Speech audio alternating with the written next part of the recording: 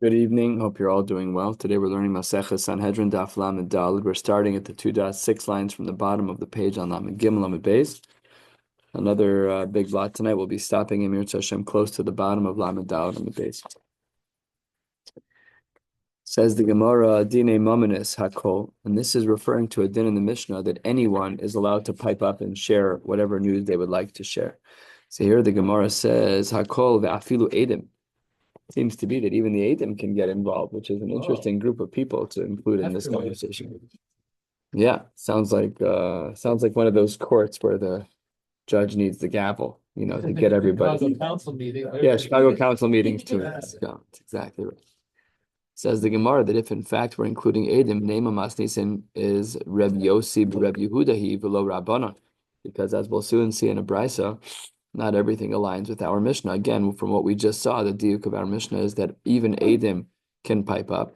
But let's see if this works for everyone. The Tanya, the brisa writes, based on a pasuk in Bamidbar, ve'edecha lo ya'aneh v'nefesh, that an aid echad, one aid, lo ya'aneh v'nefesh, bein l'schus, bein l'chova. Rabbi Yehuda Omer, ona l'schus, ve'eino ona l'chova. That aligns with our Mishnah, v'afilu le'edim, that we do allow even an aid to respond, l'schus, but not l'chova. So maybe our Mishnah is like Rabbi Yossi, but that's very difficult because Rabbi Yossi is not how we paskin. Rabbi Yossi versus the Rabbanon, we don't paskin like that. We paskin like the Rabbanon.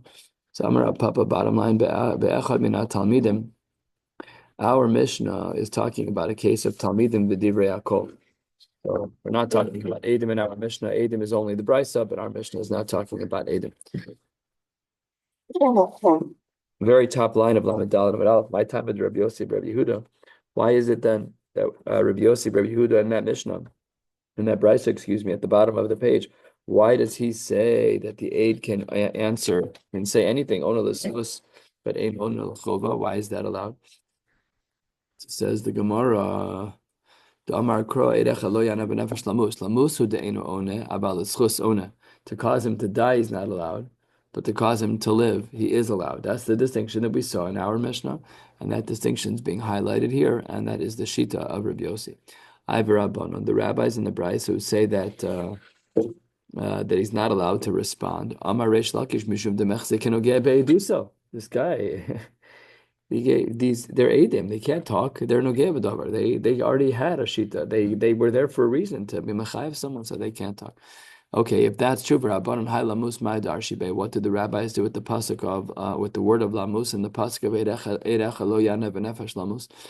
Says the Gemara Mukmele Bechem in Talmidim. This is talking about, like we saw in our Mishnah, one of the Talmidim, but Rashi points out over be'edim lo metukam mishum negias edus kedamrin, and Kedatanya, the Brisa says 6 lines down, Lamed Dalet Amud Aleph, Amar echad min edim yesh li lelamed alav schus. The edim turn a corner. The edim say, wait 1 second, I know that I showed up here with some bad evidence, but I've been listening and I actually see some evidence the other way. Minayin she'ein shomen lo. Wow. He's stark. We don't hold the edim at all. Tamalomar eidach lo yana. What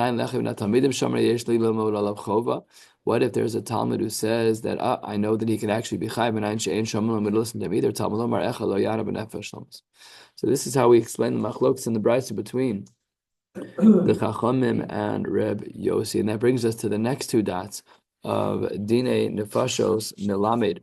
If we look back in our Mishnah, what's this din talking about? Our Mishnah says Dine Mamanis Melamed Chova. Melamed Schos, Melamed Schos, Melamed Chova, and Dine Nefashos, Melamed Chova, Melamed Schos, Abal Melamed Schos, Eno Yochel Lachzor Melamed Chova. The special din that we're not allowed to come back and bring a guilty. No one's allowed to talk about guilt after we've already paskined his innocence. Meaning, if an individual says, "I think he's innocent," then he can't come back and bring a chova. So says the Gemara, Amar Rav. Rav says, "Lo shanu el b'shas maso matan." That's true in the initial deliberations. Aval b'shas gemar din, but at the end, right before they're about to give a gemar din, melamed schos choser, melamed schos choser melamed chova. You are even allowed to totally turn on its head. So the Gemara says, "What are you talking about? You mean on day 1?" When we have our initial discussions, you're not allowed to speak out of both sides of your mouth. Whatever you say, you stick with. That's fine. But By the Gemara, then you're allowed. Meisvei, the Gemara says, a quarter of the way down, Alam and Dalam and Aleph, Lamacharas. The next day, Mashkim and Uvain, the next day people come to Besin. Hamazaka Omer, the one who says that this guy is innocent. Omer, he says, Ani Hamazaka, Umazaki, Ani Bimakomi. I said earlier he was acquitted, and I still hold the same way. Hamachayev Omer, Ani Hamachayev, Umachayev, Ani Bimakomi. He disagrees, and this guy who came in that next morning, he says, I'm the one who said he's to be killed, and I still hold this way. Amalamid Chov, Amalamid Chus. We said that a person who had said yesterday that there's a chova over here, so then he's allowed to turn around and be malam mitzvos because we like to give people as many chances as possible to not be killed. So, but in general, we would have said, like we learned in our Mishnah, that once we already had a psak that a person is going to be innocent, it's not appropriate to then say that he's going to be malam chova. Kamar dinhu. But that next day is the day of the Gemar Din. So how can a person change his feelings if the decision was already made? The whole thing is backwards. If you're saying that the Gemar Din already happened, then how in the world can you say he's changing his mind? It's the next day already. So says the Gemara, Ulatamech, according to you, you seem to think that day one is dialogue and day two is psak. Ulatamech, according to you, Lamacharas, Maso Matan Mileka, you're saying there's no dialogue the next day? That was the whole point of Halana Sadin. That the next day we come back and we rehash the conversation to make sure that we're right before we put someone to death. Says the Gemara, you're right. Kiktani b'shas maso mata. We are talking about the shas maso mata, which was a time on day two before the death was put into place, and there we allowed for people to change their minds. That's the din of Rav. That Rav says that on that last day you're allowed to change the din. Mashma, we have another question. We're about a third of the way down.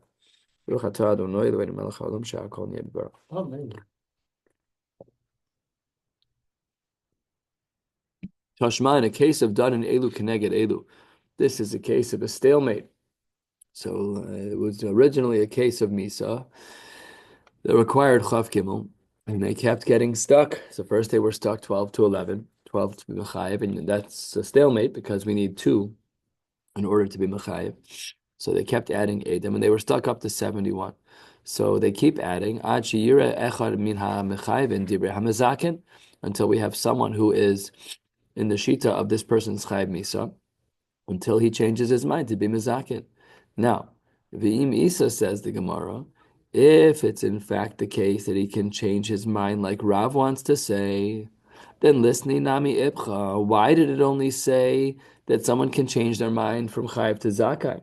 What Rav had said earlier, about 12 lines down, was that Bishas Gmar Din, that he could be Malamed Chos, Chos, or Malamed Chova. Why did you only say it in this direction of Mechayiv and Divrei Hamazakin? Maybe we could also be the other way of Hamazakin. They could agree with the Mechayivin. So maybe Rav is wrong. Says the Gemara, Rav's not wrong. We're just presenting the nicer version of the two options. Tana's azchus kamahadar, achov alo kamahadar. He's just presenting the case where the guy was meritorious and he was acquitted, but not the case where the person was held accountable. So Rav's shita still stands. Let's try again. Last of the short lines. Tashma, the Amar Rabbi Yossi Reb Chanina. Echad minat talmidim shezika umeis.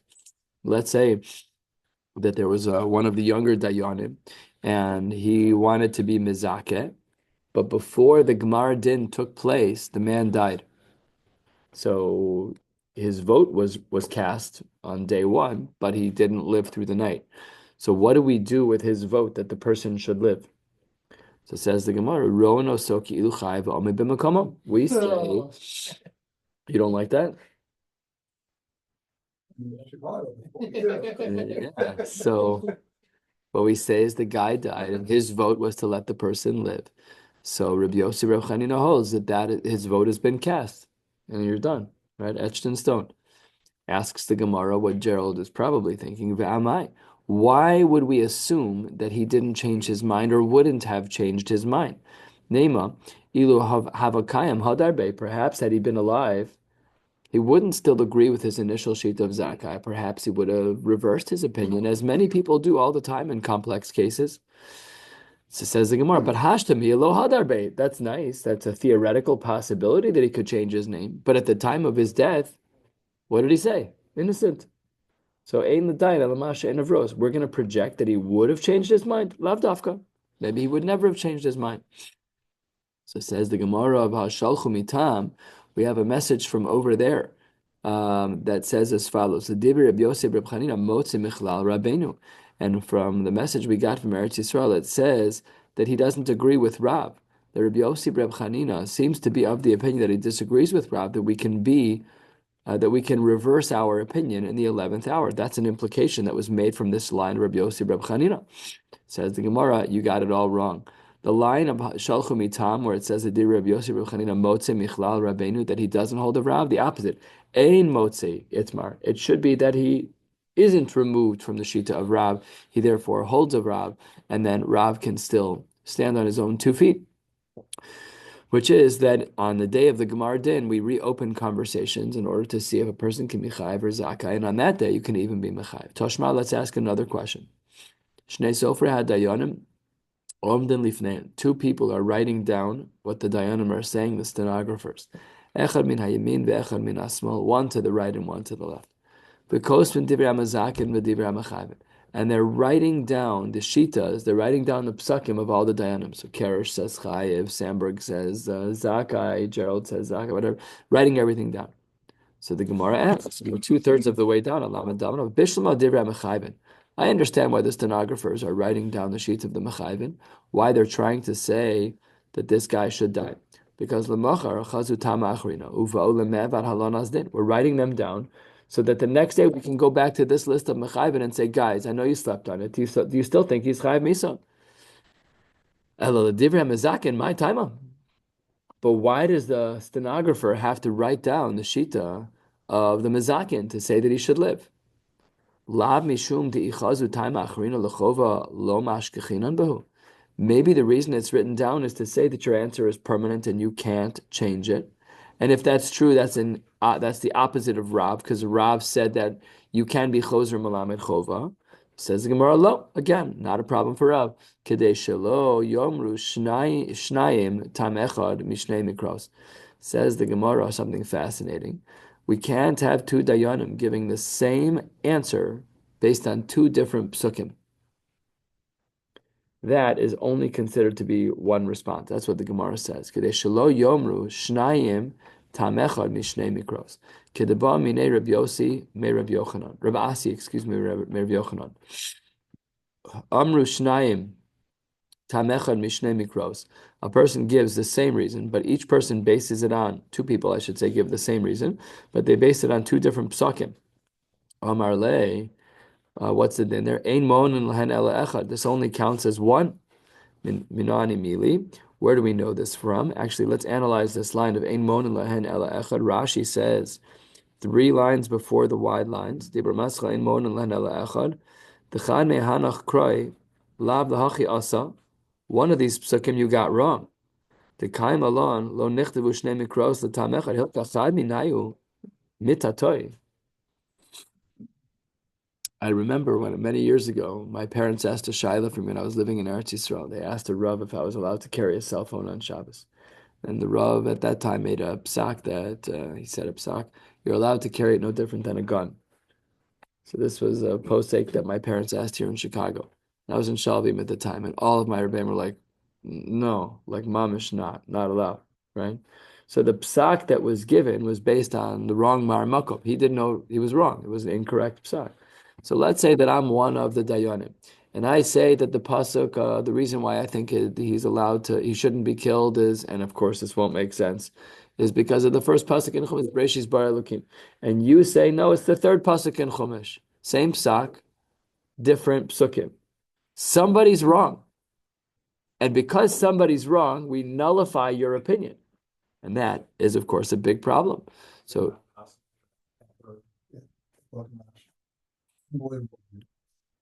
No, I'm saying which Rashi are you looking at? did you just read it? Oh, the one I just read. Yeah. I thought you were saying, Yeah. yeah. There's nothing extra. Yeah, we're gonna now learn this right now with the next 20 lines of Gemara, all about this sugya, which is if you have dayanim who erroneously, although well intended, think that pasuk X is the right pasuk, and another one says pasuk Y is the reason. One of you is wrong. The svara that you're giving can't come from two places. So it's possible to learn something from two different sources. It's impossible to learn one thing from two different sources. You can't have two psukim in Chumash teaching you the same din. That's wasted real estate. And the Kadosh Baruch Hu doesn't do that.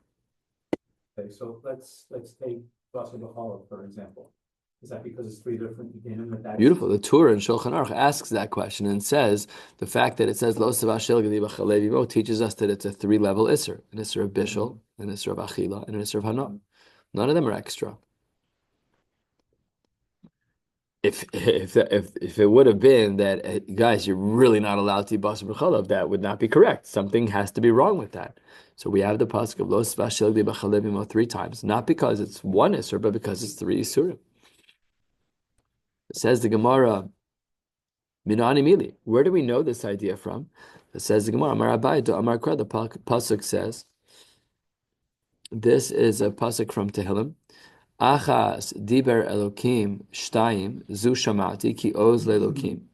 One, Hashem spoke. Shtayim zu shamati. Two, I heard. Ki oz lelokim. Now this is a pasuk in Tehillim. We have a principle of divrei Torah, divrei Kabbalah lo yalfinon. But l'chora, this is a psul midoraisa. So I don't know exactly how that works, nor did I research it, but that's what the Gemara says. Mikra echad yotze l'kama tamim. You could have one pasuk that teaches a lot of different halachos. That's fine. But ve'ein tam echad yotze mikama mikros. But you can't have one halacha that comes from many psukim. That's not allowed. Be'rishol tana sekemar makom uchepati shifotzeitz sela, like when a hammer hits a rock and makes sparks. Ma patish zeh mischalek lekamanitzot. It's just like when somebody strikes an anvil with a hammer. I didn't look in the art scroll. I wonder if it says anvil. It's like such an art scroll word. So it says the Gemara, when I hit the anvil with a hammer, af mikra echad yotze lekama tamim. It's also true that the sparks, right, the one pasuk, if it's hit with a hammer, you can extract a lot from that pasuk. But not the other way. You're not allowed to say that two psukim teach the same day. Heichi dami tam echad mishnei mikros. Do we have a case where we have tam echad mishnei mikros? It says the Gemara, Amar of Zvid Keditznan. We have a Mishnah like this. This Mishnah is from Maseches Zvachim. We'll get there, I guess, within a couple of years.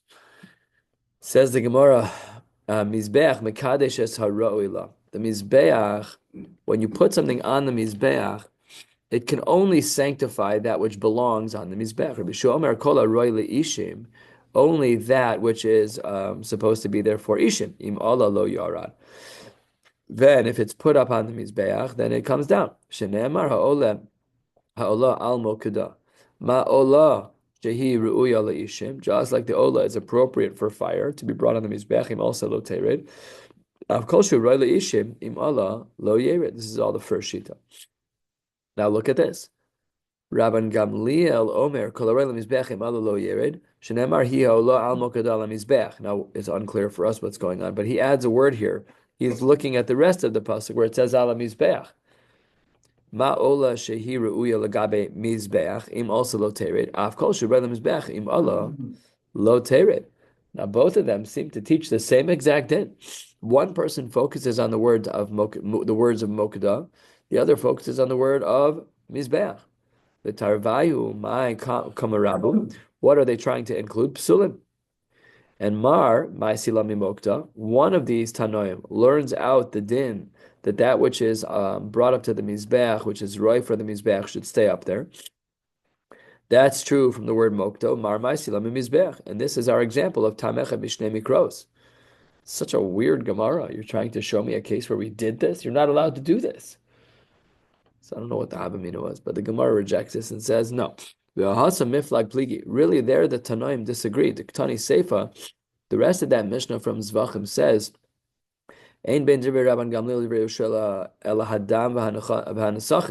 there's a difference between the two shitas in regards to blood and in regards to nesachim. Sure, Rabban Gamliel, Omer, Lo Yardu. He says that if they're incorrectly put up on the mizbeach, they should not be taken down. Rabbi Yeshua Omer Yardu, that it should in fact be taken down.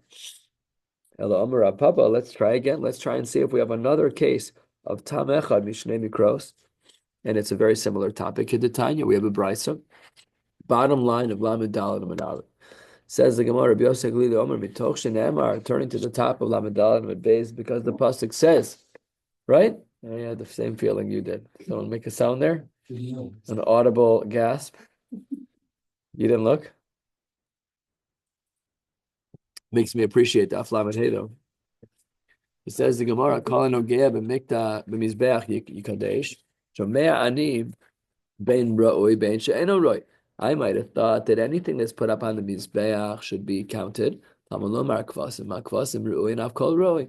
Anything that's keves related can go up there. Rabbi Kiva Omer, he learns it not from the word kvasim, but from a couple psukim later, from the word ola, ma'ola ru'uya, avkol roi, v'tarvai maika mematu. What are both of them excluding? Psule. Mar ma'isi lamikvasim, mar ma'isi lameola. So over here we see another attempt at showing tam echad mishnei psukim. So that's what the Gemara wants to know. Is this our classic example of what we shouldn't do? Again, it's weird because we said we're not allowed to do it. So the Gemara is saying we have a case that looks like that. So the Gemara responds, V'amar Rav Ada bar Abba, Olas ha'of psula ika beinayim. When there is a bird that it's an olas ha'of that's psula, that's the difference between these Tanaim of the Tanakama and Rabbi Akiva. How so?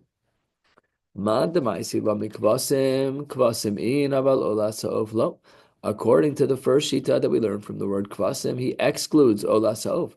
Because an ola sa'of is also an ola, afilu ola sa'of nami. So therefore, this second makom isn't really a good place to learn from. Ela Amar Rav Ashi, the Gemara says Kedetanya, we have a brisa. This brisa is found as well in Maseches Zvachim. The Tanya Dam Yechashev. This is talking about shchutei chutz. This is talking about when a person does a shchita in the wrong place. So the Gemara says Dam Yechashev leishu dam shavach. The Rabbo says Hazorek to teach us that when one even does rikas hadam outside of the appropriate place, so then halacha lemaisa, if you do rikas hadam, you're just as chayiv as the shchita for shchutei chutz. That's a pretty broad isser, right? We might have thought that if you shechted the wrong animal or the right animal in the wrong place, it's only for the shechita, says the Gemara, even if you shechted it in the right place. But then you only did the zrika by shchutei chutz places, you're still going to be chayiv. Divi Rabbi Shmuel. Rabbi Kiva agrees. Amar Oza Avach, the Rabbo says Hazorek, v'tarvayu, my kamar Rabbu zrika. They all agree that if you do zrika by the shchutei chutz, that there's an isur d'oraisa. Mar ma'asid la midam yechashev, mar ma'asid la me ozavach. I says the Gemara, v'amar Rabbi Abba. Shachad v'zarak ika beinayim. If you did both, then there's a difference between them. Rabbi Yishmael eino chayv ala achas, Rabbi Akiva chayv shtayim. That over there is a difference between them. That according to Rabbi Yishmael, you are only chayv one lav of shchutei chutz if you did both the shchita and the zrika in an usher place. Mashenken, according to Rabbi Akiva chayv shtayim, he says no, they're separate isurim, different shchutei chutz isurim. It says the Gemara a third of the way down, 2 lines before the very wide line. So Itmar, or Itmar Allah, Amar Abai, Afli Rabbi Kiva Nami. He actually agrees. Enu chayv ala achas tamar kra sham talalo secha v'sham taseh arvinu rachman alakulu asios.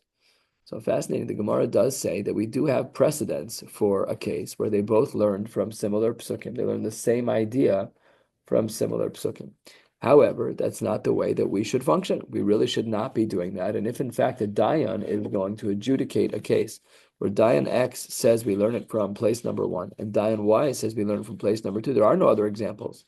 This is it. This is the only time it happens. That's what the Gemara says. We said Dinei Mammon is done in Biyom. Dinei Mammonis are done in Biyom, that they're judged during the day and they're not judged. Let's go back. What did the Mishnah say? We said Dinei Mammonis are done in Bayom v'gomer and B'layla. You're allowed to finish Dinei Mammonis at night. The Mishnah says on Lamed Beis and Aleph, and Dinei Nefashos done in Bayom v'gomer and Bayom. But Dinei Nefashos you're not allowed to adjudicate at night. And then we said later in the Mishnah that you can't even start a case on Erev Shabbos because you won't be able to finish it He won't be able to finish the case on Shabbos because we have to execute him if he needs execution. He needs to be executed right away. But on Shabbos and Yontif, you can't do that. So on Erev Shabbos and on Erev Yontif, you're not allowed to start the cases. So says the Gemara, let's dig in. Siman, Mishpat Ma'ane Mate, Minani Mili. How do we know that there is such an idea that Dinei Mamanis can be done at night? That's a shtickle more mechudash. It says the Gemara, Amar Reb Chia bar Papa, the Amar Krab Shaftu Asa'am, Bechol Eis. When can you judge the Jews? Whenever you wish, which implies you can even do it at night, which is how we learn that Mamanis can be judged at night. So says the Gemara, we're smart people. Ihachi, if that's true, Tchilas Din Nami. I understand you want to be Gomrin at night, no problem. You have a pasuk state in Chumash that you're allowed to do that. The problem is that if that's true, we should be able to start Bezdin at night, but Bezdin's not open at night because we don't allow that to happen. Says the Gemara, Kid Rava.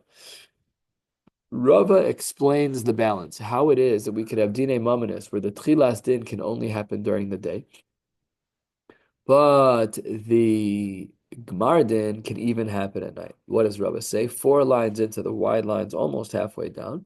The Rava Ramiksib, he has 2 psukim that don't fit. One pasuk says, "V'shavtu esam b'chol eis," like we just saw, where you can judge the nation at any time, implying even at night.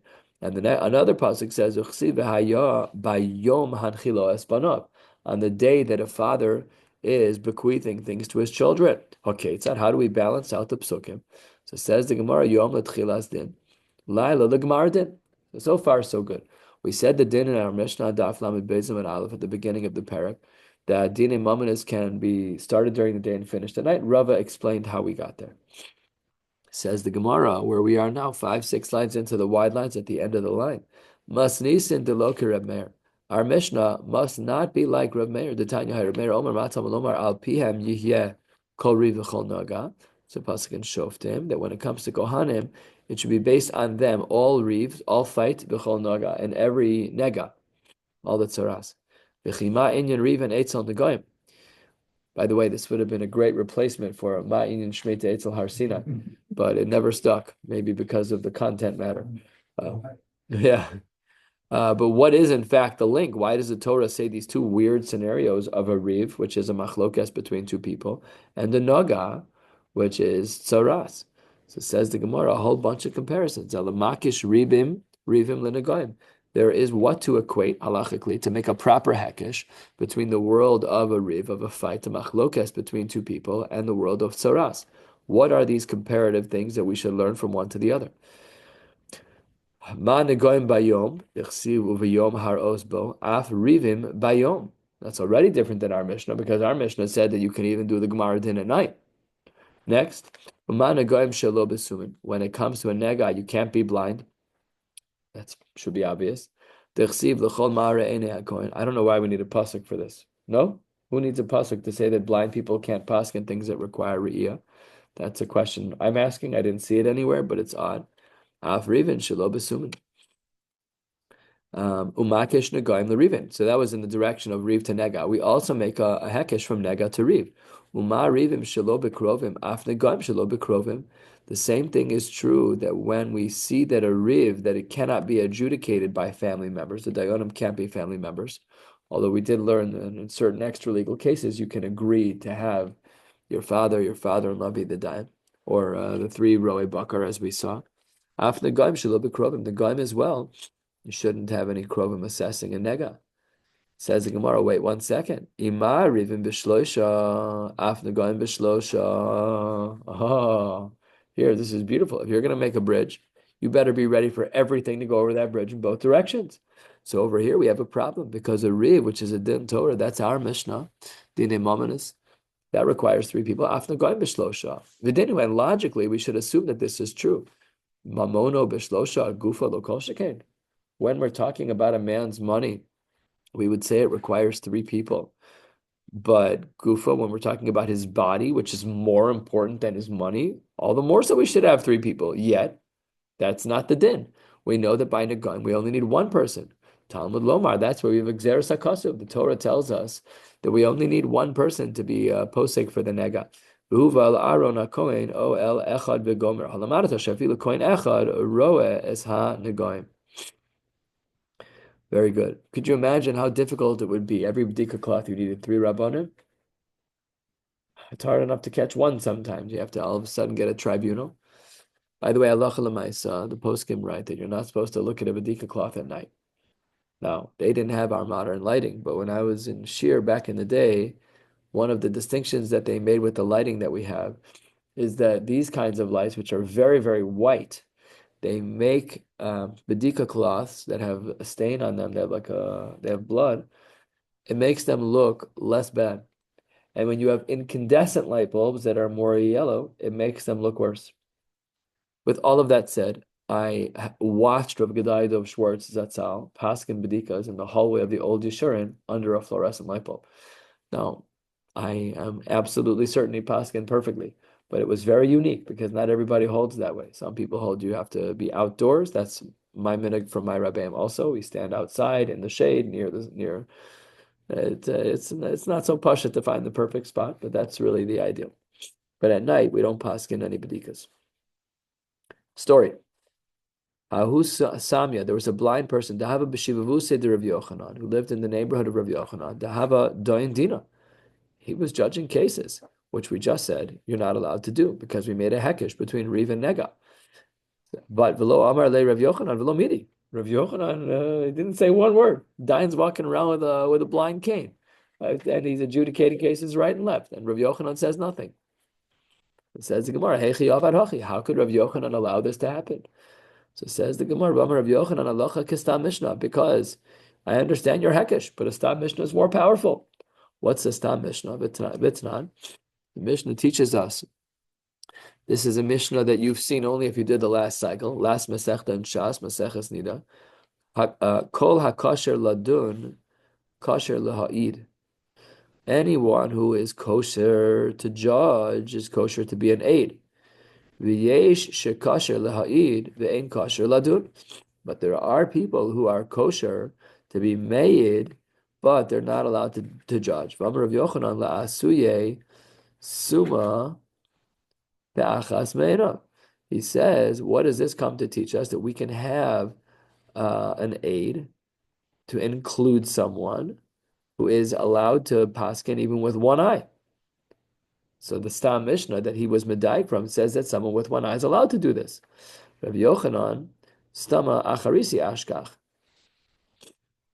So that was the question where it seems like even that he's only allowed to be an aid with one eye. But Rabbi Yochanan says, don't worry, I have another Stam Mishnah. The second Stam Mishnah is worse. Says the Gemara, Dine Mamanis done biyom v'gomrin b'layla. That should sound familiar. That's our Mishnah. And what do we see from over here? We see from over here, says the Gemara, so that the Dayan, even with one eye, is allowed to see. It's not super mukhrach from the Gemara how that's true, but that is what the Gemara means over here. You can see this in Rashi as well. But anyways, the Gemara says that we now have a Stam Mishnah, which is, we know Stam Mishnah is Reb Meir, and the Stam Mishnah indicates that a person who is partially blind is allowed to be a dayan. That's stronger than the hekesh from Riv and Nega above. Says the Gemara, you have two Stam Mishnahs from Reb Meir, and they seem to be so-ser each other. So the Gemara says, "My ulme dahai stama mehai stama." Who? How do you pick? How do you pick when you have two Stam Mishnahs? One looks like it's in your favor. One looks like it's not. This is not arbitrary, that's for sure. So says the Gemara, adif. One of them is talking about the Rabbim, so that's adif, which was talking about Dina Mamanis. That's the second Stam Mishnah. Or perhaps we can say that it makes more sense because it's itself talking about a din, and it's included with other halachos that are talking about being dayanim, which was our whole Mishnah at the open of the parak. So perhaps our Mishnah is a better makom to answer the question of whether or not someone who's blind is allowed to be a dayan. So what it seems like from our Gemara is that a person who is blind is in fact allowed to be a dayan. That's how the Gemara seems to conclude. Either Reb Meir who said that we can't judge at night. We had said, according to the other shitas, that the reason why our Mishnah says we're allowed to be gomren at night by dinim mamanis is because the pasuk says v'shaftu esam b'chol eis. Rav Meir, who says not like our Mishnah, Rav Meir, who says that you're not allowed to judge at night. What does he do with the pasuk that we use to say you can judge at night? V'shaftu esa'am b'chol eis. My darish be. So look at this. Amar Rava le'isuye yom ha'me'unan. To teach us that even if it's cloudy outside, you're still allowed to judge. Even if it's dark, but I don't know if I'm right, but an eclipse, right? You're in daylight hours, but it's dark out. Afal pikein, you're still allowed to be adjudicating cases. That's not. Ein ronatan goyim shachris uvein ho'arbaim v'lo b'soch habayis v'lo b'yom ha'me'unan. This is all the Tanakama. Because the light ones look bright. When it's very cloudy out, it gives off a funky appearance for the nega that it looks brighter. Because when it's super bright out, then it makes the nega not look like the real color. It looks like it's too dull. What does Rav Meir say? Hi, bayom hanchila esbana my abdile. What would he do with the next pasuk? And we buy lelechadatani Rabba Bar Chanina kamei the Rav Nachman. He says it's needed for the shita of Reb Chanina, of Rabba Bar Chanina. During the day you bequeath, but you don't do that at night. Amar Le, the Gemara asks curiously, if that's true, what if a father dies during the day versus dying at night? If a person dies during the day, he yarshins to his children, he bequeaths. Uman deshachid balelia lo yartun lebnei. Does the pasuk mean that when Rav Nachman is looking at the pasuk of v'haya b'yom hanchilo as banav, that only during the day can you bequeath, but not at night? That if a father dies during the day, great, but if not, he dies at night, the kids got nothing? Can't be. Dilma, perhaps we should say, says the Gemara, den nachlos kamras, that maybe we're not talking about bequeath. The bequeathing process, of course, that actually would, of course, you'd get it the next morning, no problem. Maybe we're talking about the apportioning of the Tanya, because the Brisa says,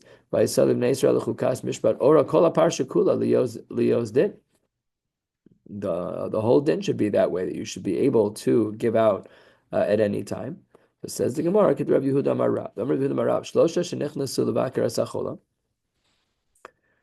three Jews, which is enough for a bezdin, which we'll come back to that in a moment. Three Jews walk into be mavakar chola. Ratzu, if they want, and they hear the person talking and they want him to write things down, kotzun, rasu otzadin. Either they can write down what they're hearing from the person, or if they want, they can make a bezdin of their own, because they're three Jews. Shnaim, if it's only two Jews, ve'in osin din.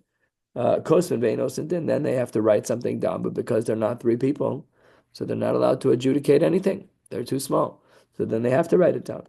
This was only true during the day.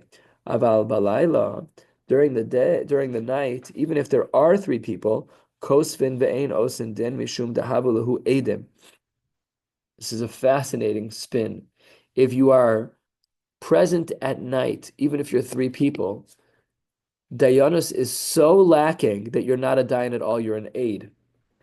And ve'ein mishum dahavu lahu edim. The ain aid na sedayon. The only way to really understand this, says the Gemara, is that if the three people at night are aidim, then they could never adjudicate ever because they're the anim. Amarle in hachi kamina. That's exactly what I would like to tell you. That they were all holding the same way. So this is how powerful the idea is, according to those who say that you can't camper Rav Meir. He says that you're so not allowed to do this at night that in fact you are considered an aid at night and not a dayan, and you're not allowed to have a bezdin because ain aid not a dayan. So you'd write down the ritzonos of the person who's not doing so well. We'll stop right here, 3 lines from the bottom. Emir Hashem will pick up tomorrow night with Daf Lamed Hey. Wishing you all a beautiful night.